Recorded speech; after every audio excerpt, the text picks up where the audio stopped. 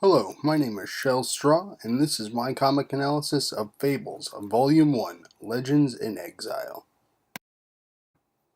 Fables Volume 1, Legends in Exile is a 144-page graphic novel produced by Vertigo Comics. Fables had a creative team consisting of creator and writer Bill Willingham, penciler Lon Medina, inkers Steve Leiloa and Craig Hamilton, colorist Sherilyn von Valkenburg, letterer Todd Klein, and cover artist Mark Buckingham. Volume 1 of Fables is not a true graphic novel, but instead a compilation of the first 5 issues of the Fables comic series. It is a murder mystery story, but most importantly, it serves as an introduction to the world of Fables and clues us in to what we can expect in the future. The world of Fables, as set up in this graphic novel, is one in which fairy tale characters, like the Big Bad Wolf, Snow White, and Little Red Riding Hood, have crossed over from their world into ours due to an enemy known as the Adversary. The fairy tale characters make up a close-knit community which they call Fabletown. It is an area of New York inhabited by the Fables. Any Fable who is unable to hide their bestial or non-human nature is sent upstate to a place known simply as the Farm. All other Fables are free to live in Fabletown as long as they do not reveal their true identity to the normal people around them. The story in Fables Volume 1 follows Sheriff Bigsby as he investigates the murder of Rose Red, sister of Snow. Snow comes along and actually plays a very strong female protagonist. We follow them as they investigate several of the citizens of Fabletown in order to learn the truth of the murder, for the body of Rose Red is missing. A majority of the graphic novel is centered around that investigation. Act 3 is, of course, the big reveal, where Sheriff Bigsby gives his findings in front of the entire town at the Remembrance Day celebration.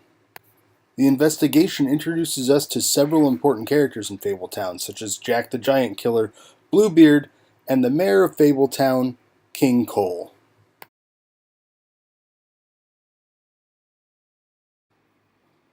The world of Fables and the comic book series has been something I've been acutely interested in since playing The Wolf Among Us, a Telltale game set in the world of Fables where you play as Bigby, or the Big Bad Wolf.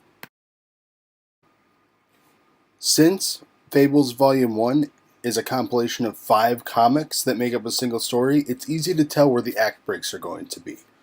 Act 1 ends on page 32 with the end of the first issue of the comic. Act 2 starts on page 34 with the start of episode 2. Act 2 is made up of comics 2, 3, and 4 and ends on page 102. That means Act 3 starts on page 104 and is comprised of the 5th comic, though the story ends on page 125, so it's easy to see that the 3rd act is actually slightly shorter than the 1st act, though it still maintains roughly a quarter, half-quarter ratio for the act structure. The story arc itself is really solid. You spend the whole first comic getting to know the problem and figuring out why it's important to take care of it. The next 3 comics are all spent investigating, and it really feels like a good murder mystery. The resolution was probably my favorite part of the book. You got a really satisfying end to the mystery, and once you know all the pieces, you can go back and sort of see where the clues were placed, so that the conclusion didn't seem very outlandish. As for character arcs, I didn't think there were any. This series of 5 comics seems more like an introduction to the world. We meet a lot of characters, and we get to see exactly how they behave in a variety of situations. I feel that going forward into the series, this will help me to better understand what's going to happen to them. There are certainly moments in this graphic novel where they make use of the idea of page as a mini comic. One in particular that I have here you can really tell that it is a self-contained story. This one page tells you not only what the character is about, but also what he's been up to for the last day. For the most part, the transitions were perfectly fine. I was rarely confused, but when I was really confused.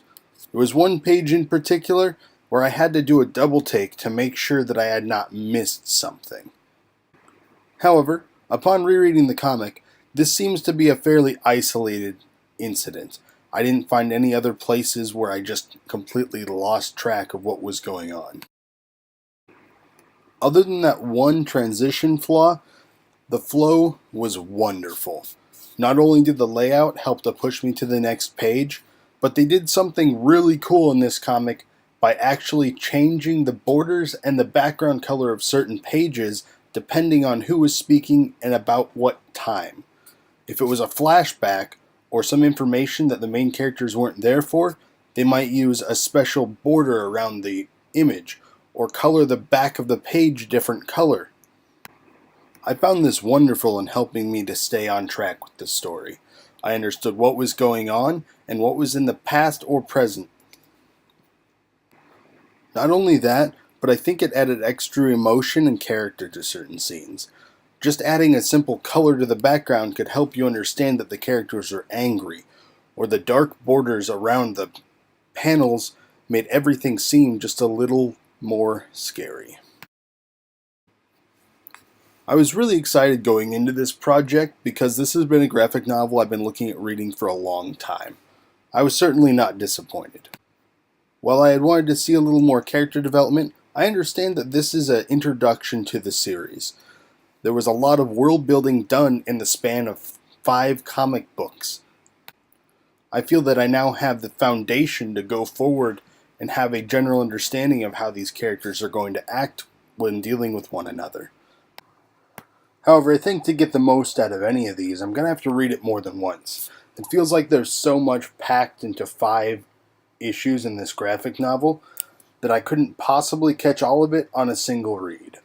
I think that's fascinating though, because it feels like it's such a deep world that's worth exploring. I highly recommend this to anyone who's into fairy tales, murder mysteries, or really just good comic books. There's such a deep world here, and I think it's worth looking into. Thank you for your time. I hope you enjoyed this comic analysis of Legends Volume 1, Legends in Exile.